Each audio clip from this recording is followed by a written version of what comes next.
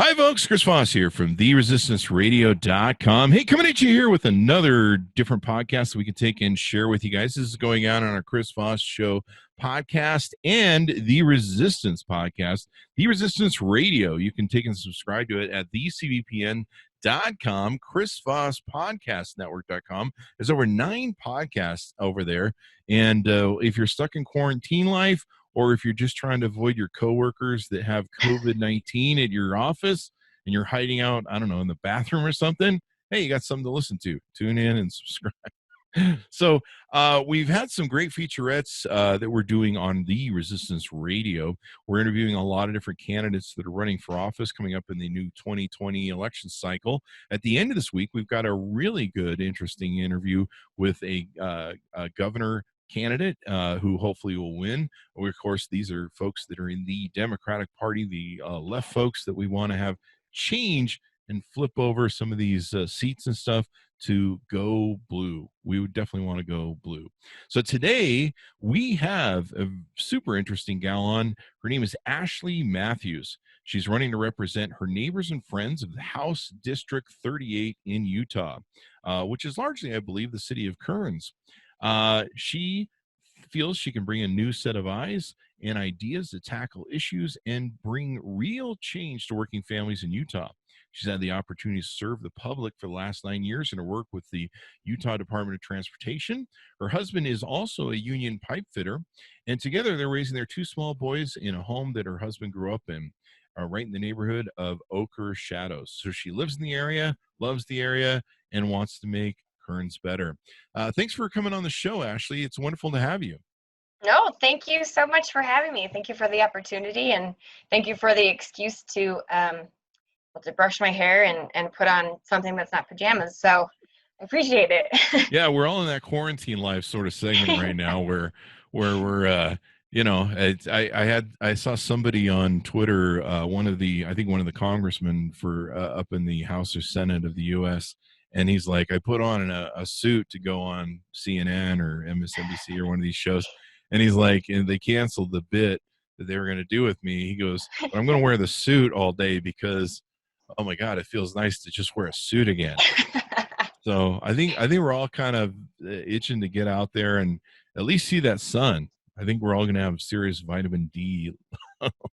That's true.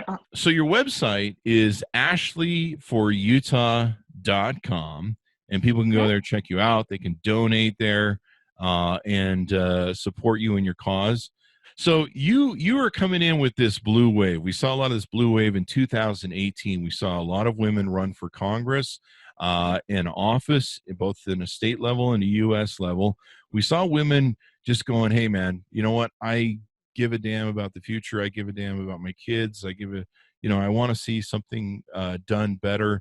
And we saw that with the blue wave in 2018. And I'm hoping we're going to see just a crushing amount of this new generation, people that want to change, people that want to end the stagnation in both their local legislatures and their communities and also in the U.S.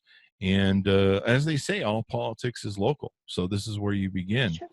All right. So Ashlee, give us a rundown on your origin story. How'd you get started out in life and get here? Well, I grew up in Riverton, Utah, which is not at all like Kearns.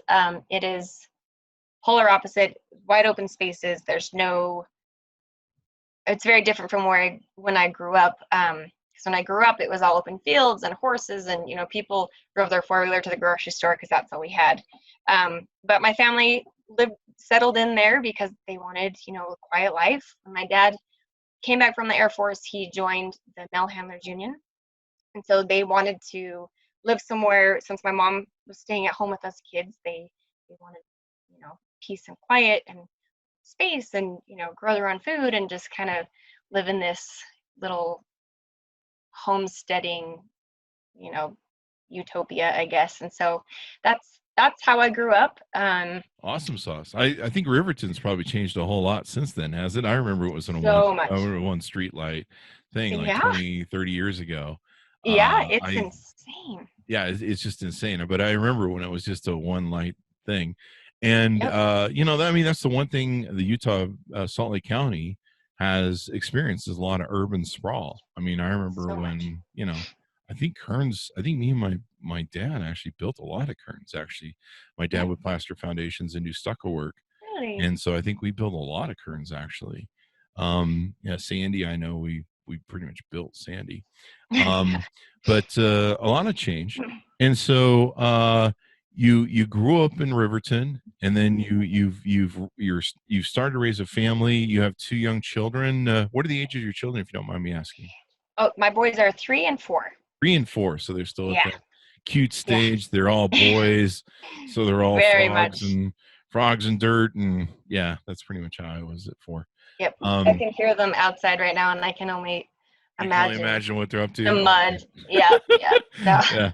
I think at 3 and 4, me and my brother, we were trying to see if we could dig to China. So we were doing that. So your husband is a union pipe fitter. That's pretty awesome.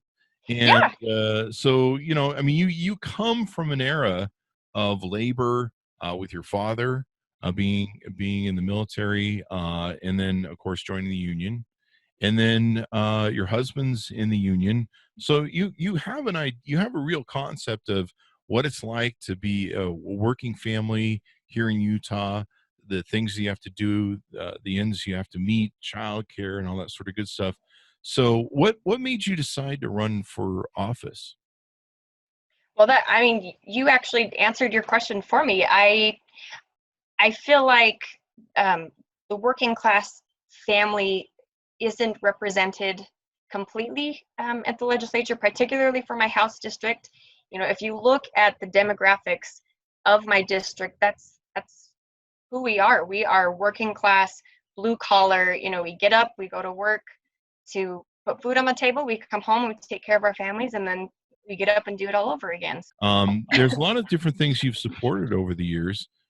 You've been a mentor to Big Brothers and Big Sisters of Utah, founding board member and director of events for the Single Parent Project, tree coordinator, UA Local 140 Ladies Auxiliary.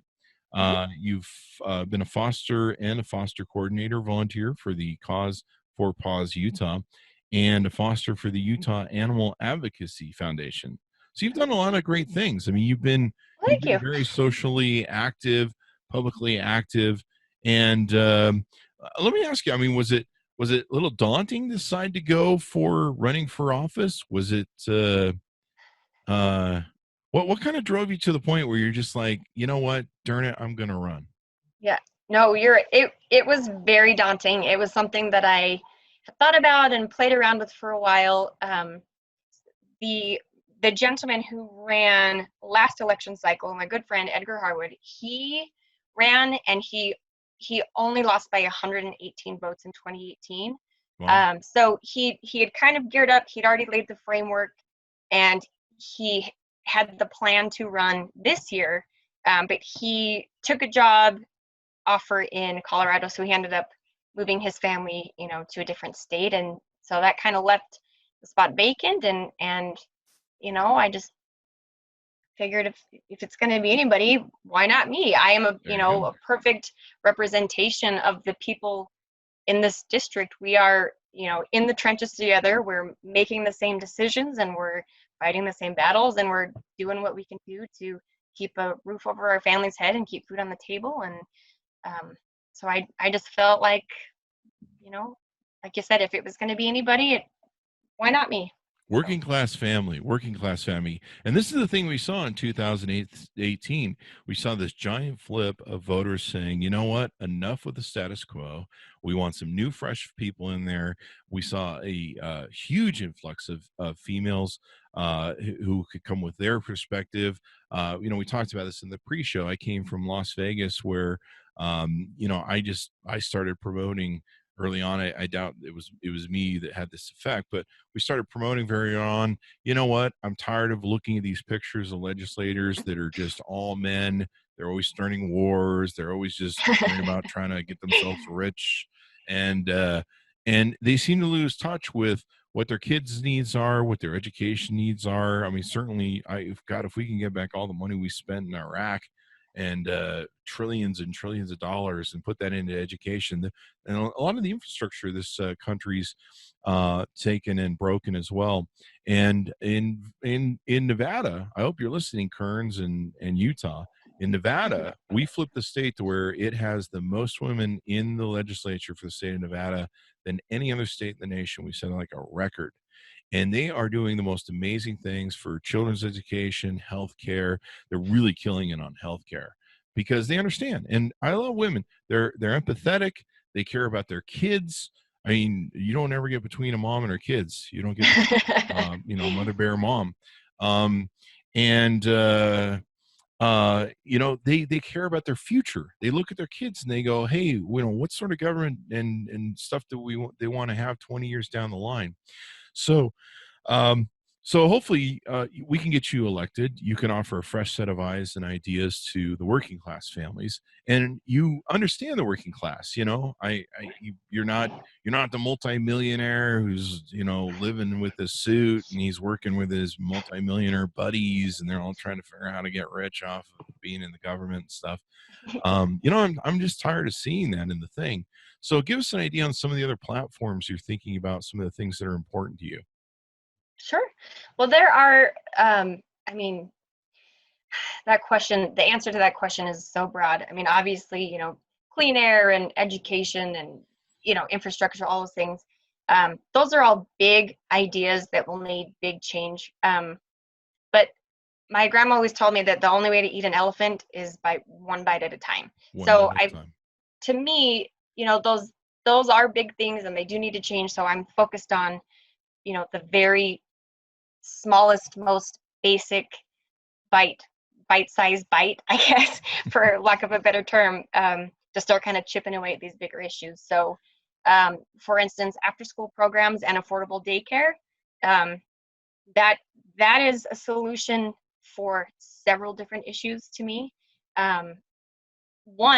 First and foremost is to be able to give parents that breathing room. After you've paid $1,200 a month in childcare, there's not a lot left over if you want to, take your kids to go do something fun. If you want to go to the movies, or, if your car breaks down, you've got $400, that you're going to have to pay to fix a belt or a fan or something like that. It's not as easy to do when the majority of your monthly bills are going towards your mortgage and your daycare. So that will definitely help. In Kearns, we have a tremendous amount of kids that are experimenting with underage drinking and with vaping. We have this program is called the Evidence to Success that the Kearns Community Coalition is working on, which they need a huge shout out for the work that they're doing because they're amazing. But they have run the data, and there's 25% of 10th graders in Kearns have reported that they've experimented with alcohol, which is, to give you an idea, it's about 10% is what the rest of the state shows for that same age group.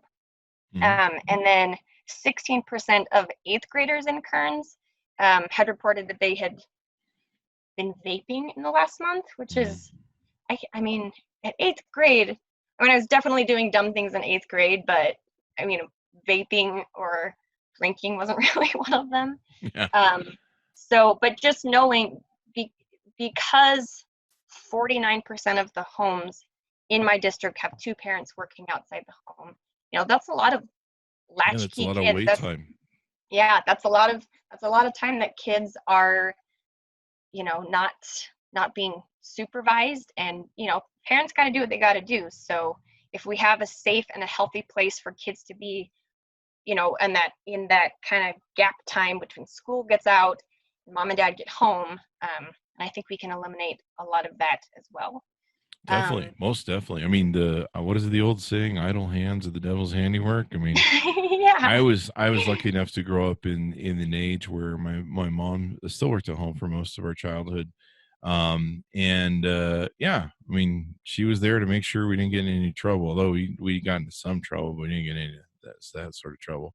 But we were always permanent, out. Right? Yeah, nothing permanent. We were always out like building forts and I don't know, sometimes vandalism, I think, or destroying. We used to wander around construction sites, and we were never like vandalizing. We were just always like, we'd play in them.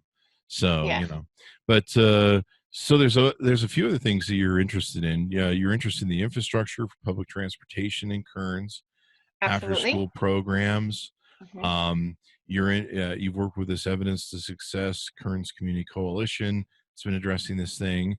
Livable wages. Yeah. So I feel like right now, with the pandemic and this astronomical amount of people that are being laid off or furloughed from their jobs, when we do kind of go back to our new normal, I think it's going to be important for us to not bring back just jobs, but quality jobs that pay families enough that they can pay their bills and keep food on the table.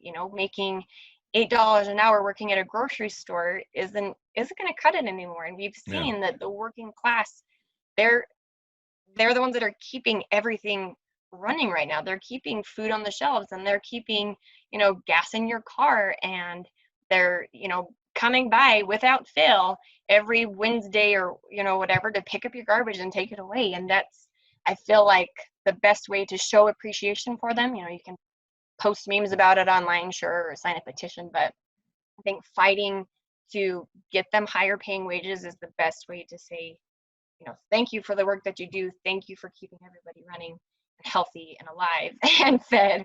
And it definitely is. They're showing now that the states that have put in the $15 an hour, or companies that have done the $15 an hour, have actually made it so that they can have better living conditions.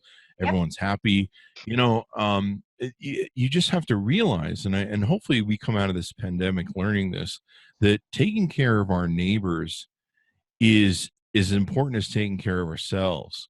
And Absolutely. we have to realize that what goes around comes around. I come from a state of Nevada and Las Vegas. And what's funny is a lot of people in Las Vegas live on tips. It's a huge, tipping tourist town. And so people live on tips. But what's funny is the people that live on tips, when they go to places where they have to tip someone else, they don't pull some doctor lawyer thing where they go, can you give me like a professional courtesy here and I don't have to tip you because we live on tips? No, they tip, and they tip well, because they Mm-hmm. understand the economy of what goes around comes around. And that's how consumer confidence works in major economies like the US. Once people start, pulling their pockets back, and once everyone can't afford to live, then we start to break down, not only as an economy but as a society. Um, some of the other things in your platform is about domestic abuse and child abuse that you're concerned about with mental health care. Yep. Well, especially right now, Mhm. um, where obviously things are easing up a little bit and people are starting to go back to work and be able to get out of the household. But I mean, domestic abuse has skyrocketed since people are, women in particular are being locked inside with their abusers. Mhm. Child abuse, I'm sure, since kids don't currently have a safe place to go to, school's out and they don't have daycare. Um, I'm sure once those kids are able to get out of the house and get back to their safe, you know, consistent spaces, I'm sure there'll be a lot of reporting of child abuse happening during this time as well. And those are just a part of the things that are going to build up and add to this long-term trauma, that this pandemic has caused, on top of everything else, on top of the economic instability, and on top of obviously the health issues, people who are either personally recovering from COVID and have the long-term effects from that, or people who have lost, a grandparent or a cousin to that kind of stuff. So it's going to be interesting, and I think you nailed it on the head too. There's going to be depression. There's going to be a lot of mhm, mental health. yep. I mean, I've been lucky enough where I've been able to always work from home since about 2004, so I'm pretty used to Yeah. this life. When they're like, "You have to stay at home," I'm like, "So what's going to change?" But I do miss going out to eating, and just kind of the freedom of doing whatever you want and not have to, Yeah. like, washing groceries is a little annoying to me, and wearing a mask. But Yeah. hey, I want my family to live. I want your family to live, and everybody else. And Absolutely. we have to realize that we live in this society that's a community. and we have to support and look out for one another. And I think over the years we've just become this selfish society, and that's what's driven a lot of our political divisiveness and stuff. And with this, you've seen the attacks of partisan against our health care. In fact, it's still under attack. They're still trying to take it away. Um, and in the middle of a pandemic, which just blows my mind. But but we have to realize that, hey, maybe making sure that the person next door has health care so that they can get hospitalized means they don't infect me and my family, and Mhm. this thing doesn't spread, because this is a horrible experience what we're going through with COVID-19. Yeah. There's going to be something worse coming. So we need to prepare. We need to get better. I think if anything, what COVID-19 has shown us with the coronavirus is that there are serious holes financially, um, um, Mhm. in everything we do. I mean, we've wasted so much money on so many different things that didn't include healthcare, that didn't include infrastructure, and now we're finding out the hard way how important some of these things are. And there's been Yeah. studies that have shown that if the wages are raised, um, in some of these different cities and stuff, rising tide lifts all boats. All the money goes Absolutely. around. So this is really important. And what's really great, and I think this is what's really awesome about you, is you have this experience of growing up. Your father was with the military, then you joined the union. Your husband's in the union. You understand what it's like trying to hold down a household, trying to raise a family, trying to live the American dream, quote unquote. And you've given a lot. You've spent a lot of time giving to stuff. One other thing that I wanted to ask you, this comes from our good friends over at the Utah Democratic Caucus for People with Disabilities. They wanted me to ask all the candidates that we're going to have on the show how about the numbers and funding for Utah with disabilities. That's an important thing to them. They have a huge Mhm. coalition, and so they want legislatures to, of course, be aware that disabilities is a big issue. So I'm Absolutely. curious what your standing is on that. Well, I would say that kind of ties into to my thoughts about infrastructure, particularly in Kearns. Kearns being its its own unincorporated township, it is maintained predominantly by the county, which is fine. But Kearns also has, a little bit of flexibility in the things that it can do. I don't want to meander too far off the path, but um, when when Camp Kearns was built, I don't know if you know this, but it used to be a military base. That's why it was Oh, just this standalone city out in the middle of nowhere, and that's why we have just this random airport over yeah, here. that's right. You guys Um, do have that, huh? yeah, yeah. So that's why when Camp Kearns was built, it was just this desolate nothingness. And I said, hey, this is a great place to put a military base. So they put in the roadways, they put in, the water mains, and and just as a side note, so the water Kearns improvement district, that's water is owned by the residents of Kearns. We aren't. It's not a statewide or a county-wide even utility, which is kind of interesting. But Hmm. um, anyway, I digress. So um, I feel like when it comes to maintaining and updating and improving and even adding infrastructure, taking into account, the people with disabilities is definitely something that needs to be put in at the very, very, very, very beginning of the planning stages.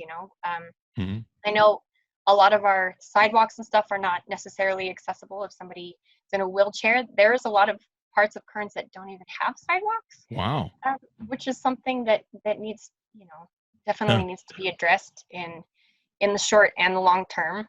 Mhm. Um, And then so, people with disabilities, I have two sisters. That's one of the reasons I'm up here writing the book as well. I have two mhm, sisters who are in care centers, mhm, and one was born with cerebral palsy, and the other has MS, and she's degraded to a point where she's suffering dementia and needs to have people help her. And a lot of times these people are thrown out, forgotten. We're seeing that a mhm, lot with our federal yeah, government right now, where they're just like, the elderly people in the old folks homes, yeah, just let them burn. Yeah. And sadly, in our country, Sweden, and many other countries, the coronavirus has raged through those. But even then, they need more funding. They need more protection. I know Absolutely. there's some recent laws in here. Believe it was one of the Utah disability law firms that were fighting just to get Utah to comply with what is now a 20-year law, which is the let me see if I can remember the term for it. It's the disability law that was federally put in for people with disabilities, and it enacted all the handicap spaces and all different laws of ramps and things of that nature. And there was a lot of Utah and care centers that weren't upholding to that, especially with public transportation and things of that nature. And so this is a really important factor. So they wanted me to bring it up. So you got a lot Yeah. of good things you're after to do for the area that you're in let's see, it's District 38 in the House Correct. District for the state of Utah. Mhm. Um, Now the incumbent you guys had there, I guess he started out as a Democrat. Yes, he actually was put to his position when the um, person holding that position ended up resigning because he had accepted a promotion at the police academy. So he wasn't able, or excuse me, the police department that he was working at. So he felt like he was no longer able to, fulfill the obligations of being a legislator. So the Democratic Party um, selected the incumbent. His name is Eric Hutchings, and they put him in that position to kind of fulfill, the remainder of that term. Mm-hmm. And I don't know, how long it took or what, conversations he had, what kind of, Mm-hmm. internal dialogue he had, but he ended up changing his affiliation to Flip be parties. a And Republican. Yeah. he's been in the party for he's been in that position for 22 years. So it's probably definitely time for some change. Yes. And I guess, I mean, how did the people of Kearns feel about that? I know that a lot of voters feel betrayed when people do that, where they're just like, psych, I changed parties. Well, I mean, keeping in mind that I was 12 when that happened, so Yeah. I don't know if I have a very good thumb on the pulse for that, but I would assume if the voters selected a Democratic candidate to fill that position, I would assume that is kind of the Yeah. platform and the ideals that they wanted to see up there. So I'm Mhm. sure it probably was kind of a punch to the gut, but I definitely would be pissed off. Like if anybody I voted for was in a party, I'd be like, what? yeah. What? No, it ain't happening again. But this is the kind of change we're talking about. I'm sure he's a nice gentleman. He's been in office for 22 years. We want to see this ushering in of fresh blood, people that are working families, people that aren't suits. And I remember looking over his website and I saw a lot of suitage, rich guy stuff. And I was like, this is what needs to happen. We need to turn Utah blue. And so if you're not registered to vote, you need to get registered to vote. I was talking with you earlier and you said out of Mhm. the 35,000 residents in the district, there's only 11,000 that are registered to vote. And you had a Yes. line that you sent me in the bio and outline that you had that I just loved. I tweeted this out. I just love the comment. Mhm. And it was, if you're not at the table, you're on the menu. And Absolutely. I I'll always tell all those people go like, I don't vote because it doesn't matter. Yeah, it does matter because if Yeah. you vote, every one of those politicians, they sit down and they go, who voted? What do they want? We better do what those guys want so we can get reelected again. And then Yeah. they're like, yeah, but Bob didn't vote. And they're like, screw Bob. Bob isn't going to show up again. So screw Bob. Whatever Bob thinks, I'm going with who voted. Yeah, that's how it works. Yeah, And absolutely. the great thing about a lot of the platform that you have, the things you're interested in, you're very family oriented. You're after school programs, you're after school programs, you're after infrastructure, what's going on in transportation, mental health care, domestic, child care, a living wage. Getting a state prevailing wage requirement for people. You even mentioned to me that that there's not even a state prevailing wage requirements for contractors bidding on state-funded jobs. That should at least be. I mean, if you're getting a state-funded job, you need at least have a minimum pay. I mean, come on. I think even the federal government has that. There, they have rules and regulations and stuff. They do, and Utah is one of only 18 states that does not require that wage. So, I mean, it's just like you said before, rising waters raises all boats. Anyway, across all the different things, I mean, it affects. If people start skimping, I mean, this is basically how consumer confidence works. When you see consumer confidence drops, more people keep their money in their pockets. It doesn't go into the economy. It doesn't go spinning around. And then everybody starts doing it because everyone's like, oh, I'm worried about my money. And then the economy crashes. And they hoard toilet paper. Yeah, there you go. And then So a lot of these things that you're talking about and that are your platform that are important to you are going to become increasingly important. And so if you're someone who's in this district or in the state of Utah, I want you to think about something. We are moving into what will be a depression. I don't know if it'll be as great as the Great Depression. The Great Depression has some elements of it, but also had less unemployment. We are entering into a depression era economy, and we're going to find out how weak we are when it comes to childcare, daycare, economy with incomes and everything else, healthcare, et cetera, et cetera. And so a lot of things you've been talking about with daycare costs as high as $1,200. We're going to be dealing with a lot of different things because parents can't put their kids into daycare right now. And even then, I don't think the daycares are going to be able to maintain their cost efficiency because they can't, pack them in with this COVID-19. And we're going to be in this state of affairs for probably a year or two. Most economists, if you watch the Fed, the CEO of Bank of America said this economy is going to recover till the end of 2022. That's a long ways off. Yeah. We're going to have a lot of people getting unemployed. We're going to have, like I said, more parents that are stressed and at their wits' end because they're trying to balance a family. One parent's going to have to stay at home. I talked about this on the Chris Voss Show where we talk about economy and business and things like that, where employers are going to have to start changing up their business models, and they're going to have to go, hey, we have to understand that at least one person of a family who works for us is probably going to have to stay at home to educate the kids. Parents are now having to be teachers, for heck's sakes. And, as if it wasn't hard enough to be a parent, you're like, hey, guess what? You get to be a daycare person and a teacher too. Have fun with that. And, oh, by the way, you need to go to work and make some money. And you're just like, what? And so this is going to tear off a scab of our economy, of our life, of our infrastructure, of everything. And there's going to be a lot of people laid off. There's going to be a lot of people out of work. And we're going to need people who can bring a fresh approach to the economy, who can bring a fresh approach to caring about the basics. Because I got to be honest with you, I've known a lot of millionaire friends. We're all great at being like, hey, we got our money. We don't need to worry about it. We don't need to sweat it as much. We got some room, we got some room to move.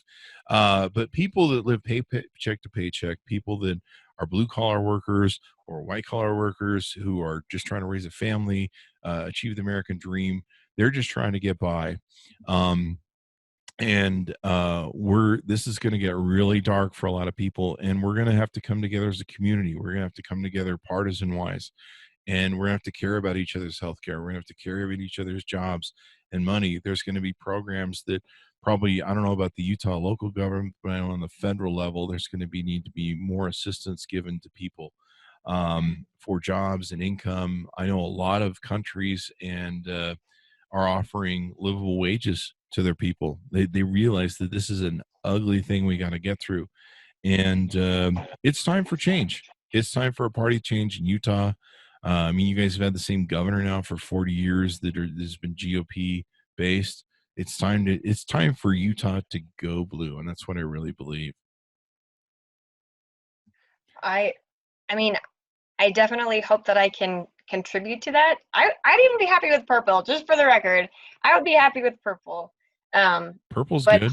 Yeah, but hopefully, I mean, I feel like a lot of the issues that I'm willing to fight for and that I've kind of made. I think it's good that you want a balance of stuff. I'm for all blue, but that's me. But I think it's good that Yeah, you're willing to work with a balance of stuff between the GOP and the Democrats, because and this is where we're going. I mean, we've been at these partisan odds for so long, but now we're going to find out that we're all in the same boat together, that we all need to help our neighbors, that we all need to get absolutely. along. This has brought a new humanity where fewer people are fighting over partisan issues and going, wow, I need to worry about my neighbor regardless of their party. And part of Absolutely. that's a little bit of self-interest. You're like, I need to make sure my neighbor doesn't get the disease, and I need to protect them and me and wear a mask. Yep. um, and it doesn't matter what party they're in. I don't want to see my neighbors die, my family's their die. And of course, this is going to come around to me if they get it as well. So we all need to work Yep. together. And so I think this coming together with everybody and realizing that we all need to work together. And a lot of the goals that you have on your platform aren't partisan based. I mean, if anything, they're blue collar, white collar, family, American dream based, better wages, better health care, better support for children, families, et cetera, et cetera. All the stuff that you experience, you have a firsthand knowledge on it. You're just not living in some uh, rich gated community on the hill, and you're just like, I want to run for office, eh? You have a very tactile experience of what it's like to be a working family household in the area of Kearns. And I think it's great that you've stepped up and said, hey, I want to make a difference here, and I think that I can, and bring a fresh approach too. Thank you. Thank you so much for that. I very, very much appreciate that. I fully support it.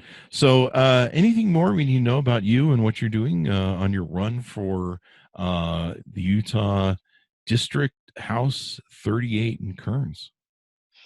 Well, we definitely are going to have to navigate, like you mentioned before, kind of the running a campaign during this COVID, and we've had to kind of pivot our ground game. So we are definitely in need of volunteers. A lot of the canvassing that we're going to do, we're not going to be knocking on doors necessarily unless something profound changes. So we're going to be making a lot of phone calls. We're going to be sending a lot of letters, doing a lot of literature drops, just putting things on people's doorknobs and making it kind of contact free. So we're always in need of volunteers. We're always in need of donations to help us to fund those issues. So if people are interested in helping at all with either of those things, they can visit the website, which is ashleeforutah.com. It's Ashlee with 2 E's. They can find us on Facebook, which is just Ashlee for House District 38. And then they're always welcome to email me as well, just ashleeforutah@gmail.com. There you go. She's accessible too. You can actually reach out and talk to your person running for office as a candidate. How about that, apples? And I think this is great. You definitely want to get out the vote. If you haven't got a chance, register to vote, people. This is probably the most consequential vote we will have in the 250-year history of this experiment. That is still a very young experiment of a republic. And there's a lot of things that are going to weigh in the balance. In the next 6 months, we're going to see a explosion of bankruptcy, people losing their homes, joblessness records. It's going to get really dark, and this is a really important time to realize voting and picking the people that are going to get you through this dark time is going to be really important. And it might be time for the status quo to go that kind of got us here, or that didn't pay attention or didn't support the right programs to make this less worse than it has been or will be, for that matter. I mean, there's some people saying COVID-19 could be here for quite some time if we don't find a thing, and it's going to be at least here for a year or two. So one of the reasons I'm supportive of it is I want to see people in office that can make good decisions, that are going to make decisions that care about the working class, the middle America that needs to make a comeback. And they're going to need all the help they can get with what's going on with this depression that we're facing, and tightened economy and everything else. So change is good. Anyway, I want to thank Ashlee for coming on the show with us today. I want to thank her for her championing to step up and go, I want to change my community, change my life. This is a daunting thing. I mean, I'm single. I don't have kids. I got 2 dogs, but I would running for office. I'm like, oh my gosh, this is some work. You're doing that with where you're raising a family, being a mom, raising kids, keeping a household down, and everything else. So if you get a chance, help Ashlee out. Go to her website, Ashlee, 2e's for Utah.com, and support her. If you can't do that with funding wise, help her canvas, help her do whatever you can do, in this coronavirus era. I don't know, maybe you go out with Massey and knock on people's door, and then you run back 20 feet and wave to them, hey, vote for Ashlee. I don't know. It's going to be an interesting thing, but I think all of us that are spending more time inside and kind of having to focus a little bit on our lives. It's a great time for introspection. It's a great time to read her website, and it's a great time to educate yourself on what you want the future to be, because that's really what we're laying forth here in the 2020 election. So thanks to my audience for tuning in. We certainly appreciate you guys. Refer the show to your friends, neighbors, relatives. Go to thecvpn.com or Chris Voss Podcast Network.com. They both point to the same place. It's technology. It's cool. And you can subscribe to 9 different podcasts there. We'll have this on the chrisvossshow.com, of course, our flagship. And support your local politicians. Get registered to vote. Because as Ashlee said in her thing to me, if you're, let's see, what was it? If you're not on the menu, or if you're not at the table, you're on the menu. There you go. Quoted right from her. If you're not on the table, you're on the menu. Don't be on the menu. It's not a good place to be. Make your voice count, because it's going to make all the bit of difference. And if you have kids, make their future count. Get registered to vote. Get out there. I mean, I always vote on an absentee ballot because I don't want to stay in those lines, and I also want to be discouraged on voting day. I don't know what's going to happen with mail-in ballots this year or what Utah's stance is on that, but I know where I come from in Las Vegas, you can easily request early on. You can get registered to vote online, and you can request your absentee ballots. That way you don't go to the voting booth and see, you're like, oh, there's like 3 miles there. It's not worth it. This is your American duty, and it's your future. So definitely get out and do it. Check out all the candidates. We're going to have a bunch of the candidates from the Democratic Party of Utah on the Resistance Radio. So watch for them in the next coming weeks. We're going to try and be featuring them. See if, we can't turn the state a little purple, as Ashlee says. Thanks so much for tuning in, and we'll see you next time. Thank you, Chris. Thank you.